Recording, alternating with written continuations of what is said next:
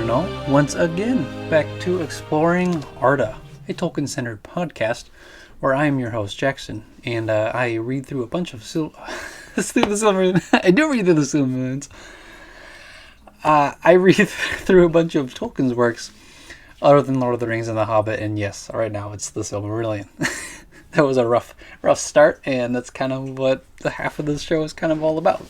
My mistakes throughout the show. Whoops on that part. So, there's not really much of an introduction for me, especially for this chapter, because it is chapter 23 of Tuor and the Fall of Gondolin. Now, I do have the book, The Fall of Gondolin, which I'll try to tilt it so it's not, like, terrible, but yeah, I do have the Fall of Gondolin book, which I will probably be covering sometime next year or after I finish the Silmarillion, probably eventually. But this chapter is pretty much what happened that ended up into making the whole book. So definitely one of the most popular, or not popular, one of the most iconic falls because it is the hidden city and whatnot, so it was a really big deal. So without any other further introductions, I think we're just gonna go right into the story. So so let's go here. So here we go. It has been told that Huar, the brother of Hurin, was slain in the Battle of Unnumbered Tears, and in the winter of that year Rion, his wife, bore a child in the wilds of Mithrim, and he was named Tuor, and was taken to foster by a Nail of the Grey Elves, who yet lived in those hills. Now when Tuor was 16 years old, the elves were minded to leave the caves of Androth, where they dwelt, and to make their way secretly to the havens of Sirion in the distant south. But they were assailed by orcs and Easterlings before they made good their escape, and Tuor was taken captive and enslaved by Lorgon, chief of the Easterlings of Hithlum. For 3 years he endured that thraldom, but at the end of that time he escaped, and returning to the caves of Androth, dwelt there alone, and did such great hurt to the Easterlings that Lorgon set a price upon his head. But when Tuor had lived thus in solitude as an outlaw for 4 years, Ulmo set in his heart to depart from the land of his fathers, for he had chosen Tuor as the instrument of his designs, and leaping once more the caves of Androth, he went westwards across Dorlamine, and found Anon in Gelid, there you go, the gate of the Noldor, which the people of Turgon built when they dwelt in Neverest long years before. Thence a dark tunnel led beneath the mountains, and issued into Cirith Niniac, the Rainbow Cleft, through which turbulent water ran towards the western sea. Thus it was that Tuor's flight from Hithlum was marked by neither man nor orc, and no knowledge of it came to the ears of Morgoth. And Tuor came into Neverest, and looking upon Belager, the great sea, he was enamored of it, and the sound of it and the longing for it were ever in his heart and ear. And an unquiet was on him that took him at last to the depths of the realms of Ulmo. Then he dwelt in Neverest alone. And the summer of that year passed, and the doom of Nargothrond drew near. But when the autumn came, he saw 7 great swans flying south, and he knew them for a sign that he had tarried overlong, and he followed their flight along the shores of the sea. Thus he came at length to the deserted halls of Vinyamar, beneath Mount Taras, and he entered in, and found there the shield of Haberk, and the sword and helm that Turgon had left there by the command of Ulmo long before. But he arrayed himself in those arms and went down to the shore. But there came a great storm out of the west, and out of that storm Ulmo, the Lord of Waters, arose in majesty, and spoke to Tuor as he stood beside the sea. And Ulmo bade him depart from that place, and seek out the hidden kingdom of Gondolin, and he gave Tuor a great cloak, to mantle him in shadow from the eyes of his enemies. So, I'm actually going to do a quick little beginning break here. Yeah, so we actually finally get another interaction of one of the Valar, which is not often seen, especially in the later chapters of the Silmarillion, which is really cool. And it's Ulmo, because Ulmo is one of my favorite Valar. He's really, really cool. And at first I thought Ulmo was my favorite one before rereading this, and I was just like, well, Orome is pretty cool too. but that's another time for that. So, but Tuor pretty much he gets captured by orcs and Easterlings, and then he's pretty much held captive there for a few years. He escapes, and then he kind of dwells by himself for a while, and then he ends up having this calling from Ulmo, who's just like, hey, well, how about you go and find the hidden kingdom, the hidden city, Gondolin. And so now he's kind of like, well, maybe I should. And that's where that's where we're at right now, and we're going to go back into the story. So, but in the morning when the storm had passed, Tuor came upon an elf standing beside the walls of Vinyamar, and he was Varanwe, son of Aranwe of Gondolin, who sailed in the last ship that Turgon sent into the west. But when that ship returning at last out of the deep ocean foundered in the great storm within sight of the coast of Middle-earth, Ulmo took him up alone of all its mariners, and cast him onto the land near Vinyamar. And learning of the command laid upon Tuor by the Lord of Waters, Varanwe was filled with wonder, and he did not refuse him his guidance to the hidden door of Gondolin. Therefore they set out together from that place, and as the fell winter of that year came down upon them out of the north, they went warily eastward under the eaves of the mountains of shadow. At length they came into their journeying into the pools of Ivrin, and looked with grief on the defilement wrought there by the passage of Glaurung the dragon. But even as they gazed upon it, they saw one going northward in haste, and he was a tall man, clad in black and bearing a black sword. But they knew not who he was, nor anything of what had befallen in the south. And he passed them by, and they said no word. And at the last, by the power that almost set upon them, they came to the hidden door of Gondolin, and passing down the tunnel, they reached the inner gate, and were taken by the guard, or as prisoners. Then they were led up the mighty ravine of Orfalk Ekor, I think so, barred by 7 gates, and brought before Ecthelion of the Fountain, the warden of the great gate at the end of the climbing road. And there Tuor cast aside his cloak, and from the arms that he bore from Vinyamar it was seen that he was in truth one sent by Ulmo. Then Tuor looked down upon the fair vale of Tumladen, set as a green jewel amid the encircling hills, and he saw far off upon the rocky height of Amenguarath Gondolin the Great, city of 7 names, whose fame and glory is mightiest in song of all dwellings of the elves in the hitherlands. At the bidding of Ecthelion, trumpets were blown on the towers of the gates, and they echoed in the hills, and far off, but clear, there came a sound of answering trumpets blown upon the white walls of the city, flushed with the rose of dawn upon the plain. Thus it was that the son of Huar rode across to Tumladen, and came to the gate of Gondolin, and passing up the wide stairways of the city, he was brought at last to the tower of the king, and looked upon the images of the trees of Valinor.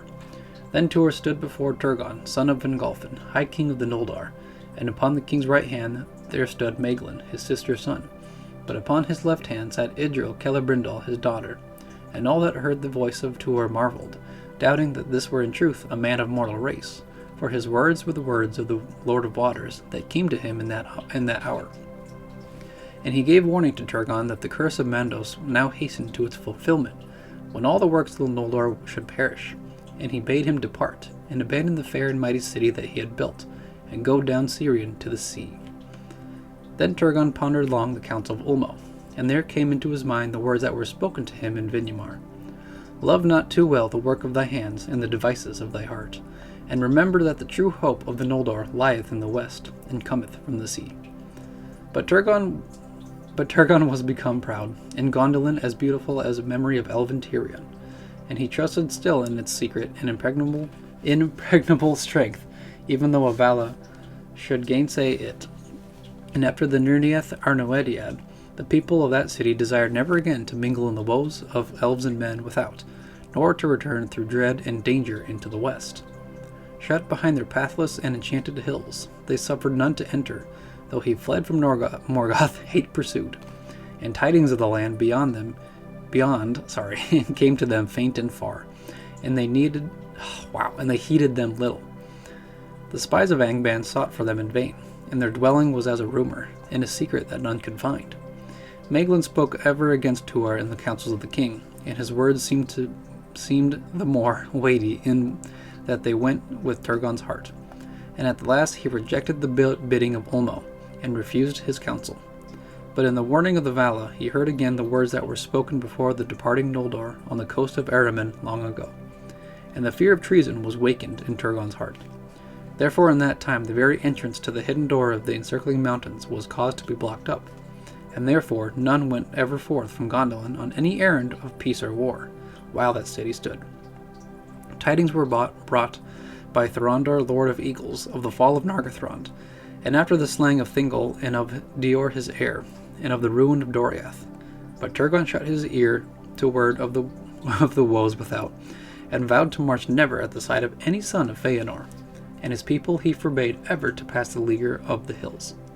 And Tuor remained in Gondolin, for its bliss and its beauty and the wisdom of its people held him enthralled, and he became mighty in stature and in mind, and learned deeply of the lore of the exiled elves. Then the heart of Idril was turned to him, and his to her, and Maeglin's secret hatred grew ever greater, for he desired above all things to possess her, the only heir of the king of Gondolin. But so high did Tuor stand in the favor of the king, that when he had dwelt there for 7 years, Turgon did not refuse him even the hand of his daughter. For though he would not heed the bidding of Ulmo, he perceived that the fate of the Noldor wow, sorry for the voice cracker that the fate of the Noldor was bound with the one whom Ulmo had sent.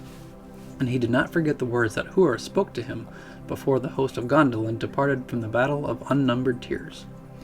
Then there was made a great and joyful feast, for Tuor had won the hearts of all that people, save only Maeglin and his secret followers. And thus there came to pass the second union of elves and men. Alright, so another break here. Kind of wanted to get a little further into the story before doing a little break. So Tuor is very, very well accepted into Gondolin, mainly, I think, because of Ulmo's words that he sent to him and his mission and whatnot. And Ulmo kind of like washing ashore the elves, being like, hey, you gotta help this guy get into Gondolin, and they do. And he ends up going inside and pretty much gathers the friendship, deep friendship and loyalty of the king of Turgon, pretty much. And Maeglin's pretty much just there brooding in in hate that not only does Turgon really love to have Tuor around for pretty much everything, but that Idril turns her heart over to him, over to Tuor, and Maeglin's really kind of angry about that. So he's just like, every day, every passing day, he's just like, this guy, I really hate this guy. and that's kind of like all that really happens in a nutshell, I suppose. And there's a big feast because Tuor is accepted, like fully accepted into Gondolin, and it's happy times for now, because this is the fall of Gondolin. So the happiness in the Silmarillion does not last very long. So let's get back to it here. In the spring of the year after was born in Gondolin, Earendil, Halfelven, the son of Tuor and Idril Celebrimbor, and that was 500 years and 3 since the coming of the Noldor to Middle-earth. Of surpassing beauty was Earendil, for a light was in his face as the light of heaven, and he had the beauty and the wisdom of the Eldar, and the strength and hardihood of the men of old. And the sea spoke ever in his ear and heart, even as with Tuor his father. Then the days of Gondolin were yet full of joy and peace, and none knew that the region wherein the hidden kingdom lay had been at last revealed to Morgoth by the cries of Hurin, when standing in the wilderness beyond the encircling mountains, and finding no entrance he called on Turgon in despair. Thereafter the thought of Morgoth was bent unceasing on the mountainous land between Anak and the upper waters of Sirion, whither his servants had never passed. Yet still no spy or creature out of Angband could come there because of the vigilance of the eagles, and Morgoth was thwarted in the fulfillment of his designs. But Idril Celebrimbor was wise and far-seeing, and her heart misgave her, and foreboding crept upon her spirit as a cloud. Therefore in that time she let prepare a secret way, that should lead down from the city, and passing out beneath the surface of the plain, issue far beyond the walls, northward of Amon-Gwareth. And she contrived that the work was known but to few, and no whisper of it came to Maeglin's ears. Now on a time when Earendil was yet young, Maeglin was lost, for he, as has been told, loved mining and quarrying after metals above all other craft, and he was master and leader of the elves who worked in the mountains distant from the city, seeking after metals for their smithing of things both of peace and war. But often Maeglin went with few of his folks beyond the leaguer of the hills, and the king knew not that his bidding was defied. And thus it came to pass, as fate willed, that Maeglin was taken prisoner by orcs and brought to Angband. Maeglin was no weakling or craven, but the torment wherewith he was threatened, I think it's called cowed his spirit. I would say cowed his spirit. And he purchased his life and freedom by revealing to Morgoth the very place of Gondolin, and the ways whereby it might be found and assailed. Great indeed was the joy of Morgoth, and to Maeglin he promised the lordship of Gondolin as his vassal, and the possession of Idril Celebrimbor, when the city should be taken. And indeed desire for Idril and hatred for Tuor led Maeglin the easier to his treachery, most infamous in all the history of the elder days. But Morgoth sent him back to Gondolin, lest any should suspect the betrayal, and so that Maeglin should aid the assault from within, when the hour came. And he abode in the halls of the king with smiling face and evil in his heart, while the darkness gathered ever deeper upon Idril. At last in the year when Earendil was 7 years old, Morgoth was ready, and he loosed upon Gondolin his Balrogs, and his orcs, and his wolves, and with them came dragons of the brood of Glaurung, and they were become now many and terrible. The host of Morgoth came over the northern hills, where the height was greatest, and the watch least vigilant, and it came at night upon a time of festival, when all the people of Gondolin were upon the walls to await the rising sun, and sing their songs at its uplifting. For the morrow was the great feast that they named the Gates of Summer. But the red light mounted the hills in the north and not in the east, and there was no stay in the advance of the foe until they were beneath the very walls of Gondolin, and the city was beleaguered without hope.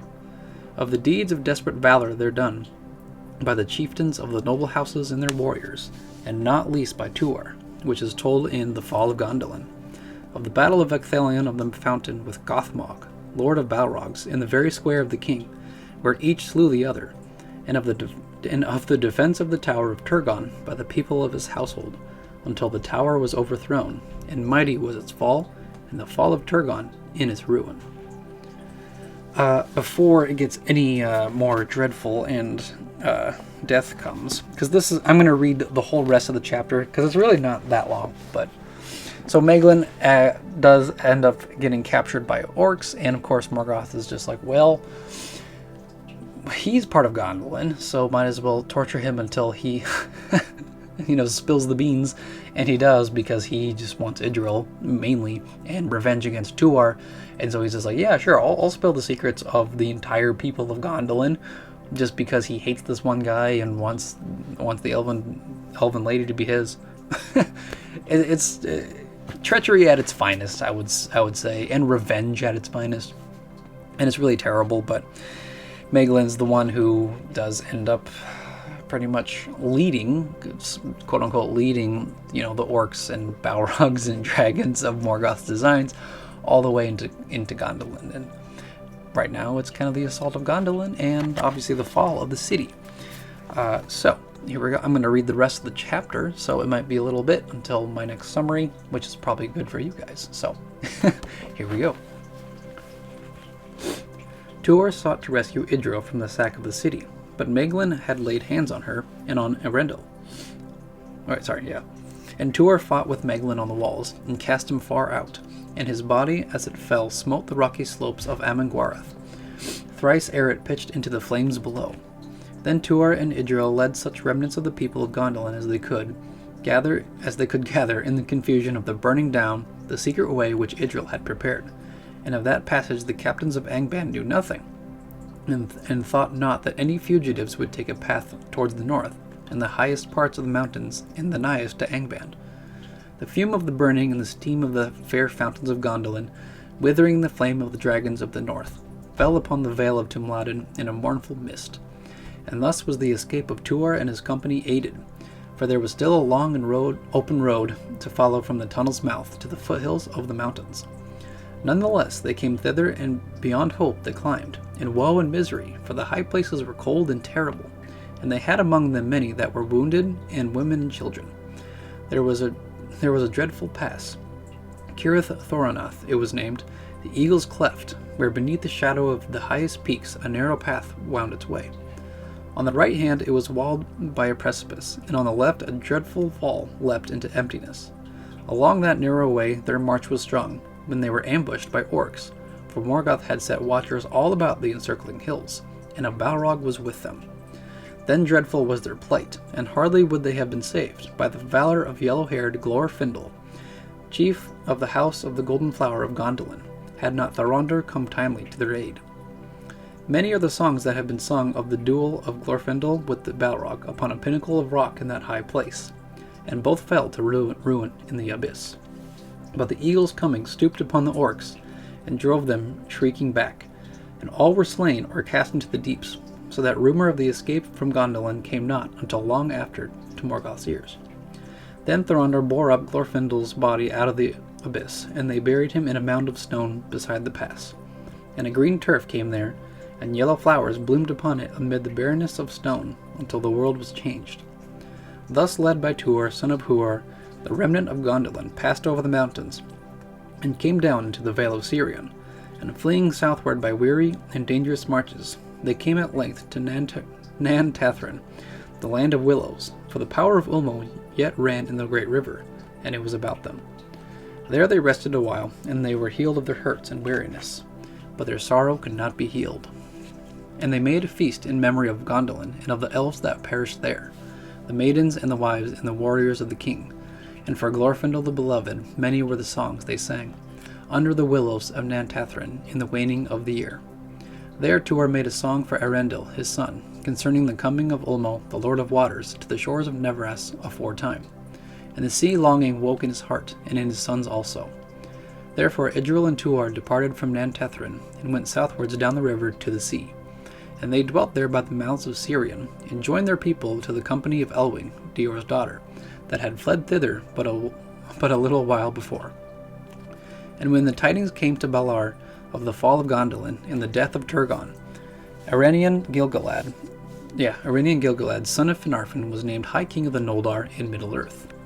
But Morgoth thought that his triumph was fulfilled, recking little of the sons of Feanor, and of their oath, which was harmed him never, and turned always to his mightiest aid. And in his black thought he laughed, regretting not the one Silmaril that he had lost. For by it as he had deemed, the last shred of the people of the Eldar should vanish from Middle-earth, and trouble it no more. If he knew of the dwelling of the waters of Sirion, he gave no sign, biding his time and waiting upon the work of oath and lie. Yet by Sirion and the sea there grew up an elven folk, the gleanings of Doriath and Gondolin. And from Valar the mariners of Círdan came among them, and they took to the waves and the building of ships, dwelling ever nigh to the coasts of so this is kind of complicated. Arvernian. I'll say Arvernian, under the shadow of Ulmo's hand. And it is said that in that time Ulmo came to Valinor out of the deep waters, and spoke there to the Valar of the need of the elves, and he called on them to forgive them, and rescue them from the overmastering might of Morgoth, and win back the Silmarils, wherein alone now bloomed the light of the days of bliss, when the two trees still shone in Valinor. But Manwë moved not, and of the counsels of his heart what tale shall tell? The wise have said that the hour was not come yet, and that only one speaking in person for the cause of both elves and men, pleading for pardon on their misdeeds and pity of their woes, might move the councils of the powers. And the oath of Feanor perhaps even Manwë could not loose, until found its end, and the sons of Feanor relinquished the Silmarils, upon which they had laid their ruthless claim. For the light which lit the Silmarils the Valar themselves had made. In those days Tuor felt old age creep upon him, and ever a longing for the deeps of the sea grew stronger in his heart. Therefore he built the great ship, and he named it Arame, which is Sea Wing, and with Idril Celebrimbor he set sail into the sunset in the west, and came no more into any tale or song. But in after days it was sung that Tuor alone of mortal men was numbered among the elder race, and was joined with the Noldor whom he loved, and his fate is sundered from the fate of men. Okay, so now a little bit of a break here as well. So Gondolin's overrun by orcs and dragons and balrogs and stuff like that, and so Tuor takes Idril and Eärendil to pretty much escape with the rest of the people of Gondolin, and during their escape they are assaulted by orcs and a balrog on the clefts of the mountains, and good old Glorfindel comes in to save the day, and he does come later on, which obviously because he's in the Lord of the Rings, so there's a big story about Glorfindel and his deeds. But that's how he passes a really heroic and light-filled battle that he himself takes down a Balrog so that the rest of them can kind of flee over, and then Thorondar and the Eagles come in, swoop in, save the day, wipe out the orcs so that they can escape and whatnot, which is great. So that there are a few people left of Gondolin, probably not much because it was a surprise attack, and there's a little bit more, obviously, detail in the actual book, Fall of Gondolin. So eventually when the time comes, I'll be really excited to read that. And then Maeglin is actually killed by Tuor because, Maeglin, he's the one that betrayed them all, so, that's kind of a deserved death for Maeglin. and it's from Tuor as well, so kind of fitting, I would say, so. But he actually does end up setting sail with Idril and pretty much sail away into the west happily ever after. So that's the whole chapter of the Fall of Gondolin. It's not much as a chapter in the Silmarillion, but that's where I feel like the actual book, Fall of Gondolin, really fleshes out all that extra stuff that might have been missing from this one chapter. Especially like the one that I have right here, like in the back of it, there's like a really cool painting. I think it's from Alan Lee that shows Ulmo meeting Tuor. It's really, really cool. So I'll eventually do that in the future. So, as always, be sure to check out my own fantasy book called The Lands of Ordia, Power of Heaven. It is available on Amazon. Check that out. I would greatly appreciate it. Has a bunch of lore, has a bunch of history, and I'm still writing it.